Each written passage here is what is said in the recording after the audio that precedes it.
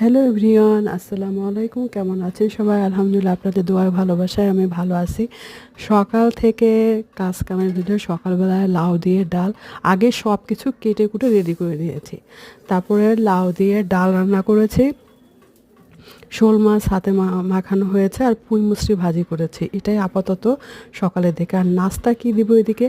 Lunch box তো ready করে দিলাম, এখন নাস্তা কী দেবো বাচ্চাদের? কালকে থেকে পিজা পিজা বলতেছে, এখনও পিজা দো রুটি করা ইস্ট দিয়ে একটা একটা আমার কাছে কেমন জানি লাগতেছে, ঝামেলা লাগতেছে।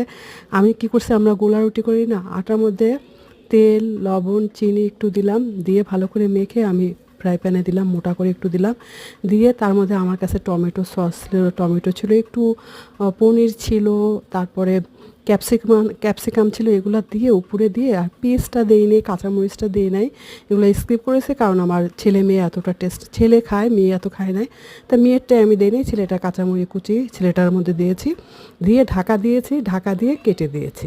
আমার মেয়ে তো মহা খুশি, একটা খেয়েছে আর ছেলে দুইটা খেয়েছে। তা খেয়ে দিয়ে, আর ছেলে স্কুলে যাচ্ছে না এই কদিন, কারণ ছেলে একটু ওই যে বগর একটু মাংসপিণ্ড ফুলে আছে, সেই জন্য ডাক্তারের রেস্ট নিতে বলেছে, এই জন্য ছেলে কয়েকদিন ধরে স্কুলে যায় না। আর এই তো দেখো, এই দেখে এখানে চান্টু কালকে রাত্রেবেলায় চান্টু খেয়েছিল, আমরা খাসির মাংসের বিরিয়ানি, আমরা বিরিয়ানি খেয়েছিলাম খাসির মাংস, সেগুলো একটু খেয়েছে, খাসির মাংস হাডুডি খেয়ে সকাল থেকে সে ঘুমাচ্ছে। আর দুপুরবেলায় উঠে দেখো এখন ম্যাও করছে, আমি ভাবছি যে ওর ক্ষুধা লাগছে, বুঝতে পারছি। এখন দেখো দুধ ভাত একটু ঘন করে মেখে দিলাম, এখন খাচ্ছে। তা শুভ দুপুর সবাইকে, হ্যাভি গুড ডে, সবাই ভালো থাকবে সুস্থ থাকবে, আমার জন্য দোয়া করবে, আমার চ্যানেলটা সাবস্ক্রাইব করে আমার পাশে থাকবে। আল্লাহ হাফেজ।